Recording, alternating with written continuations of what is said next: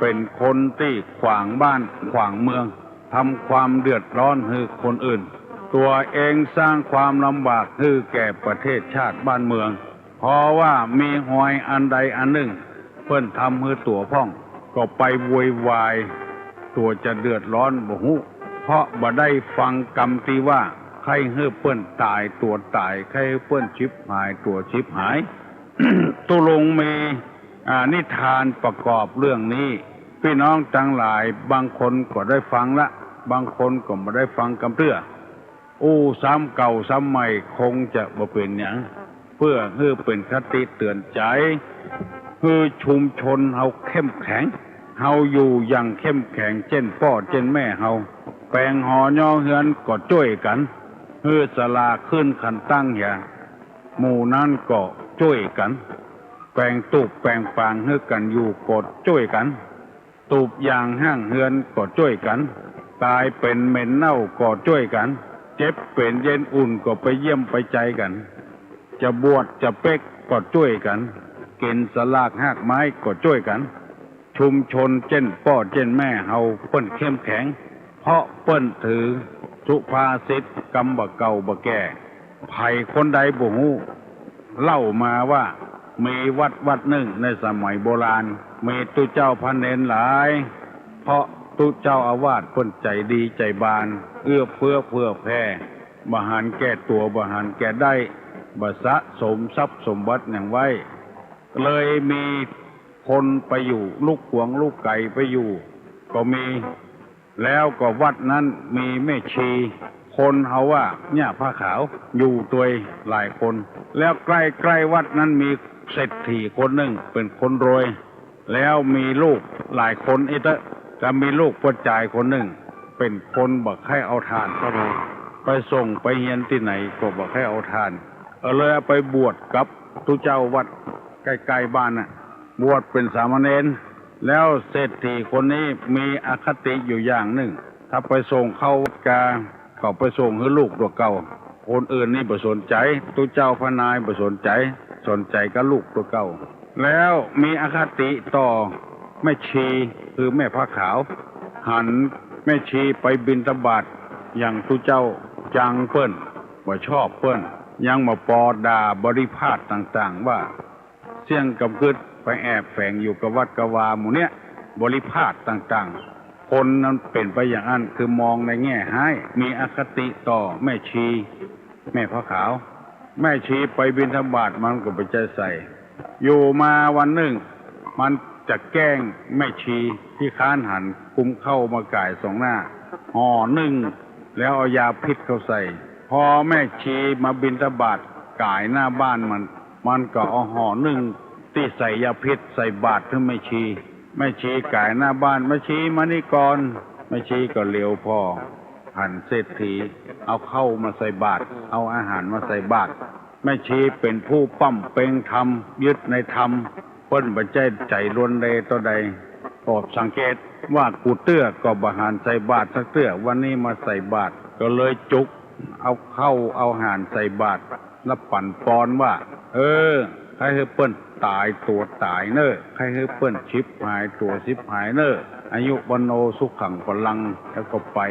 ใส่บาตรเสร็จสับแล้วก็แม่ชีก็ปิกมาวัดจะกินข้าวมาเจ้าเตพอห่อนึ่งที่เศรษฐีเอาใส่บาตรเป็นห่อนึ่งไก่มีตับมีไตอยู่ในหั่นหมดหอมคึหอมขึ้นกำลังอุ่นๆแม่ชีก็ให้ทำบุญถ้าเฮากินจัดนี้มันก็หมดไปเหี่ยจัดนี้เป็นมูลเป็นขี้ไปเหี่ยเอาไว้กินจัดหน้าดีกว่าทำบุญต่อก็เอาไปถวายเจ้าอาวาสเพิ่นก็ว่าโยมอาตมาฉันแล้วมาเจ้าอิ่มแล้วก็เอาละไว้หั่นเถอะตุเจ้าเปิ้นก็ประกาศได้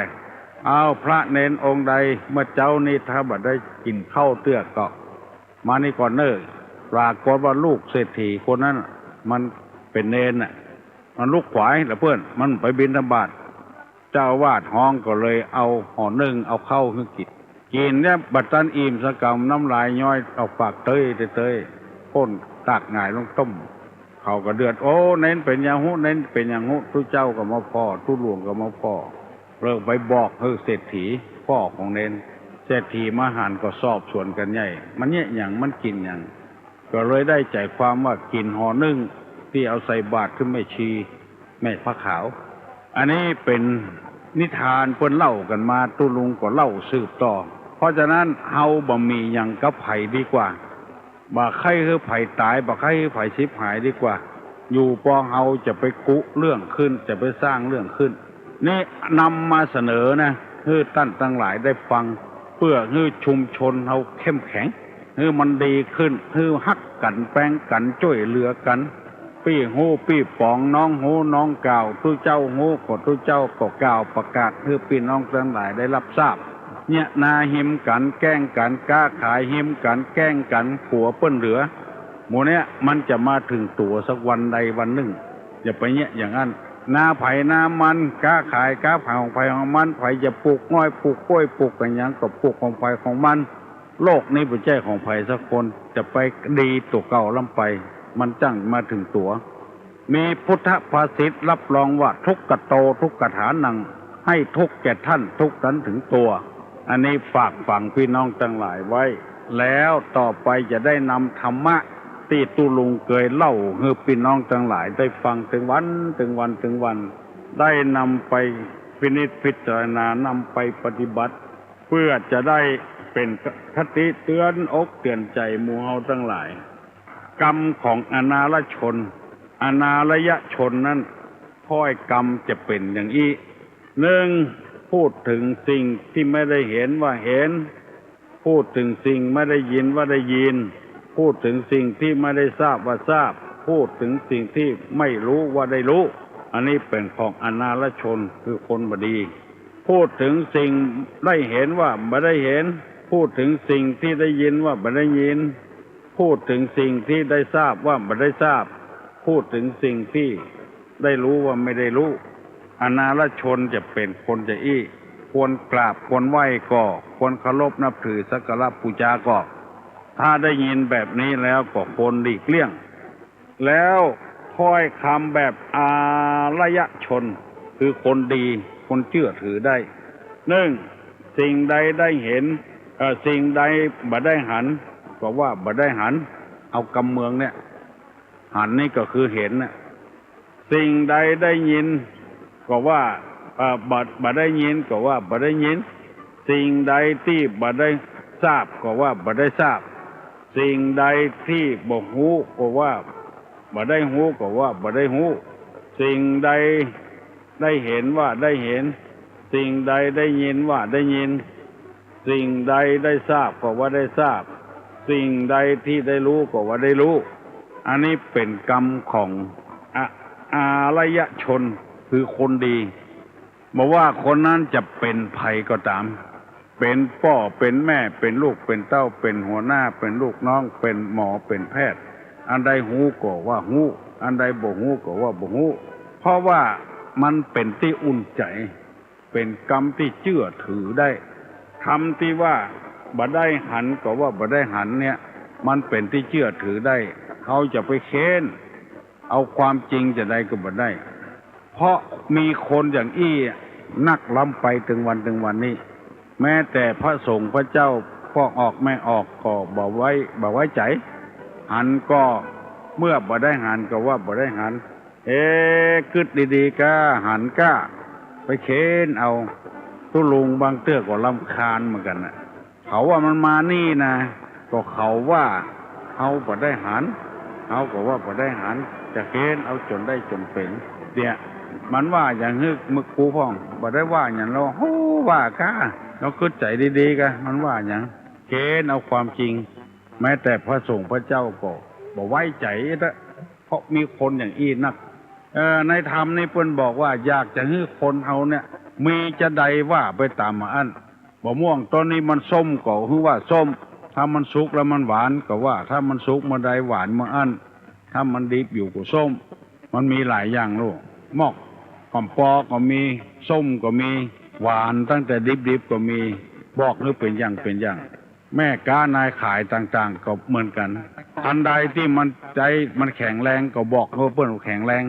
มันเป็นที่เชื่อถือได้เสื้อยืดผืนเดียวใส่ได้ถึงคนผอมถึงคนตุ้ย อันเนี้ยมันเป็นกรรมที่มันเชื่อถือบ่ได้คนตุ้ยไปซื้อเอามาให้พอโอ้ผืนนี้มันน้อยมันนุ่งบ่ได้ไม่เป็นไรผ้าแบบนี้มันลีใส่ไล่มันยืกออกไล่ล่ออย่า ใส่แล้วมันยืกออกไล่จักพอเลี้ยสำหลักหรือว่าลกราคาให้เนี่ยอันเนี้ยคือกรรมที่มันเชื่อถือบ่ได้ผ้าเบอร์เดียวกันกาเดียวกันคนตุ้ยไปซื้อก็ว่ามันยืกออกไล่นางไปมันก็ดีเอง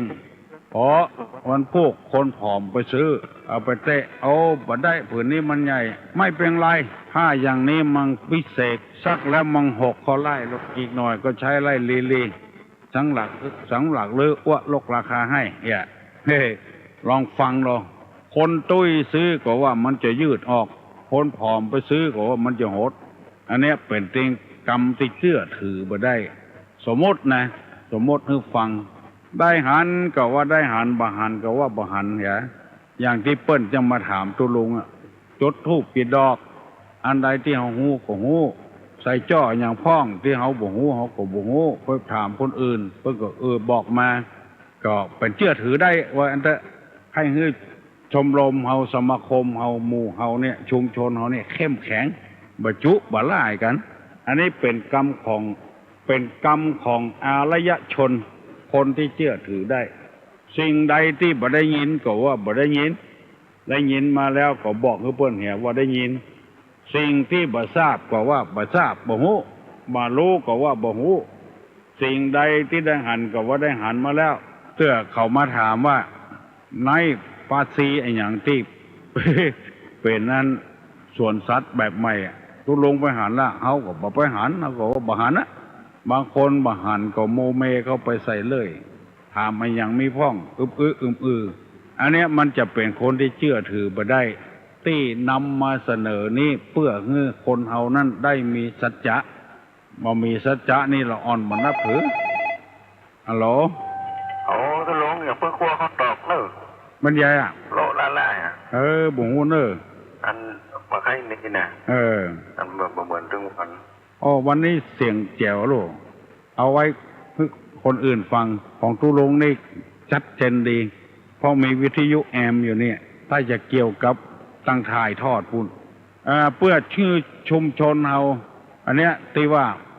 มันชัดก็ตุลงก็ว่าชัดนะที่นี่มันชัดที่ถ่ายทอดพุ่นเพิ่นจะมาชัดกันกะว่าเป็นแต่วิทยุเฮากะหมุนพอดีๆเนอะที่นี่ชัดเจนดีเนอะเสียงตุลงก็สดใสเลยบ่ผ้าบ่แหบบ่แห้งอย่างสักอย่างกำเดียวจะถามเพิ่นคือ6:30ฝ่ายพุ่นก่อนอันนี้นำมาเสนอให้คนเฮาเท่าใดเป็นเท่าอันแต่ถ้าไผจะถามตุลงว่าสมมุติว่าเฮาซื้อของมาหรอซื้อมา10 บาทขาย10 บาทมันบ่ได้กำไรหยังอันนั้นมันเป็นเรื่องของกากของขายตำยังเพิ่นถึงแถมมื้อลงเพิ่นถึงแถมมื้อนะบ่ใช่ว่าเอามา10เพิ่นถึงลดถ้าซื้อนักเอามาขายเติมมือ2 อันกะ3 อันกะถ้าเอาไปขายเต้าตื่นอย่างใดอย่างอันเอามันบ่ใช่นักปฏิบัติธรรมอันที่ว่านี้บ่ใช่เกี่ยวกับการค้าการขายเกี่ยวกับการอยู่ร่วมกันบ่ได้กำไรใจลาภอันอย่างสักอย่างอยู่ร่วมกันซื่อสัตย์ต่อกันตุเจ้าอยู่วัดสถาอยู่บ้านซื่อสัตย์ต่อกันได้เท่าใดเป็นเท่าอันถ้ามันมันโกงต่อกันมันอยู่กับกันบ่ม่วนกลับกรอกปิ้นกันไปปิ้นกันมามันไม่ใช่อารยชนมันเป็นอานารยชนไปเหี้ยอานารยชนนี่คือคนที่ไว้ใจบ่ได้คนบ่ดีอารยชนนี่คือคนดีไว้ใจมั่นใจดีใจบ่โกหกพกลมกันเป็นที่หัวกันทั่วไปแล้วถึงวันนี้ไผบ่ใครไว้ใจกันก็เพราะว่าเฮาบ่ได้เอาธรรมะมาประกอบในการอยู่การกินถึงวันนี้แปดกันไปแปดกันมาจุได้ก็จุเอาสะปะสะปืนเพื่อมาถามตุลงว่าตุลงอันก็หมอนั้นเขาก็ว่าบ่หันเนี่ยเอาบ่หันนะก็ว่าบ่หันเขาว่ามันมาวัดนี่นะเขาว่าเนี่ยเอาบุ่มอยู่ในห้องเขาไปหันจะได้เมื่อบ่ได้รับคำตอบที่ถูกต้องก็โคตรเครียด ว่าตุเจ้าบิดบังความจริงอย่างนี้เป็นต้นอันใดมีก็ว่ามีอันใดบ่มีก็ว่าบ่มีวันนี้นำมาเสนอให้พี่น้องทั้งหลายได้รับทราบยังมีของดีๆอยู่จัดนักเนอฟังไปเรื่อยๆเตอะและจะได้รับกำหูกำลวกขึ้นนักแต่น้อยพยายามจดจำไว้เป็นครูบาอาจารย์ก็ตามเป็นหมอก็ตามมันเอากำให้นักลำไปก็อย่างที่เขาว่ามันจะบ่ค่อยมีไผเชื่อถือยิ่งเป็นกำนันเป็นผู้ใหญ่บ้านเป็นอบตเป็นนายกเป็นประธานอะไรอย่างต่างๆก็เช่นเดียวกันไปกินอันน้อยนี่น้อยมันเสียทำความดีมาจัดนักตัวเองก็เลยเสียไปใหญ่บ่มีไผเคารพยำเกรงจะไปจุไปไล่กันโกหกพกลมกันภัยไข้เป็นอารยชนปฏิบัติตามเนี้ยหันก็ว่าบ่หันก็ว่าบ่หันบ่ได้ยินก็ว่าบ่ได้ยินแล้วก็บ่ทราบก็ว่าบ่ทราบบ่ฮู้ก็ว่าบ่ฮู้แล้วก็ว่าทหารก็ว่าได้หันได้ยินก็ว่าได้ยินทราบก็ว่าได้ทราบฮู้ก็ว่าได้ฮู้อันนี้จะเป็นอารยชนแล้วก็มีคนเคารพนับถือเชื่อถืออยู่ด้วยกันได้มีความสุขมันแป๊ดกันไปแป๊ดกันมามีรับลมคมในต่อกันนี่บ่ม่วนเพื่อเอาถามจะดีเปิ้นใครฮู้เปิ้นถึงถามเขาก็บอกคือเหี้ยเนี่ยได้นักได้น้อยได้เท่าใดก็บอกว่าเนี่ยตู้ลุงเคยถามเหมือนกันนะทอดกฐินได้เท่าใดโอ้หายพอดีนะเอาถึงจำไว้จำเงาของบ่ถามเต้าตายมันกินเข้าละกาเฮาก็บ่ถามมันเป็นคำตอบที่มันบ่ถูกต้องคำตอบที่เฮาบ่ต้องการถ้ามหาบดีนี่เฮาไปถามนี่หยังได้หมื่นปลายกะเหลือต่ออันกะเสียเฮาก็พอใจแล้วเขาลบนับถือกันได้ต่อไปมหาบดีเนี่ยอันเนี้ยขอฝากขอฟังพี่น้องทั้งหลายเนขอให้อายุมั่นยืนยาวหิมากาขึ้นไม่จกเวลาบเนวันนี้เป็นวันดีที่ถี่วิเศษมาจุจอดลอดถึงเจ้าศรัทธาปากันได้ฟังพระธรรมเทศนาบุญกุศลที่เกิดจากการฟังธรรมเทศนาขอให้ปกปักรักษาพ่อแม่พี่น้องให้ปราศจากทุกโศกโรคภัยไข้เจ็บเจริญโดยอายุวรรณะสุขภาละพาธนาได้ไว้ก็ให้สมดังกรรมปรารถนาจุงอย่างชุบการนั้นจุงจังมีสปีติโยวัจจันตุสัพพะโลโกวินาศตุมาเตภวัตวันตรายโยสุขีติกายุโภภวะอภิวาทานาสีริสานิจังมุทาปจายโนจัตตาโลธรรมาวัฏันติอายุวันโนสุขังพลัง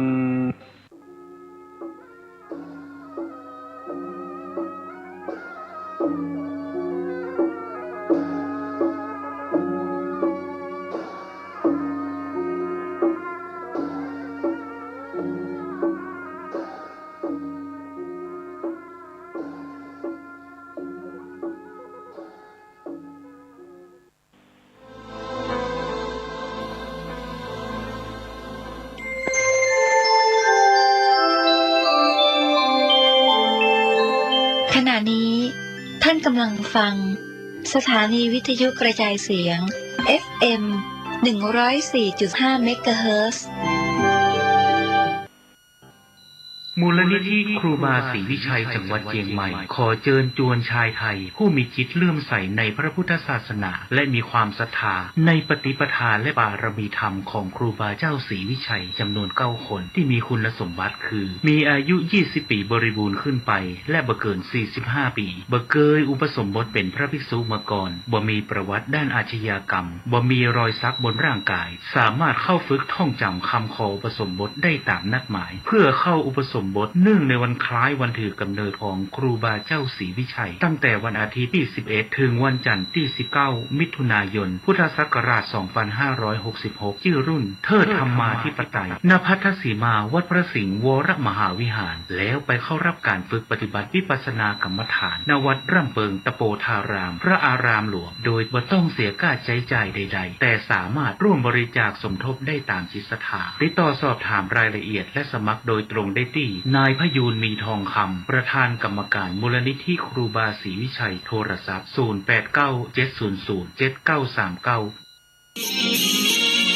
ล้านนาเมืองเหนือช่างงามเนื้องานประเพณีที่สร้างบูชาทุกปีไหว้สาบารมีจ กน้อยจงมือกันเตียวเป็นถ้อยขึ้นบนดอยสุเทพเทวาวัดพระธาตุดอยสุเทพราชวรวิหารขอเชิญชวนพุทธศาสนิกชนผู้ใจบุญร่วมงานไหว้สาบารมีพระบรมธาตุดอยสุเทพถวายน้ำสงฆ์พระราชทานเนื่องในวันวิสาขบูชาวันอัฐมีบูชาตั้งแต่วันที่28 พฤษภาคมจนถึงวันที่11 มิถุนายน 2566ขอเชิญชวนร่วมเป็นเจ้าภาพถวายจตุปัจจัยไทยทานแด่พระภิกษุสงฆ์สามเณรผ้าไตรจีวร300 ไตรหนังสือพระไตรปิฎก300 เล่มหม้อน้ำมนต์ล้านนา300 ชุดทุนการศึกษาสามเณร500 รูป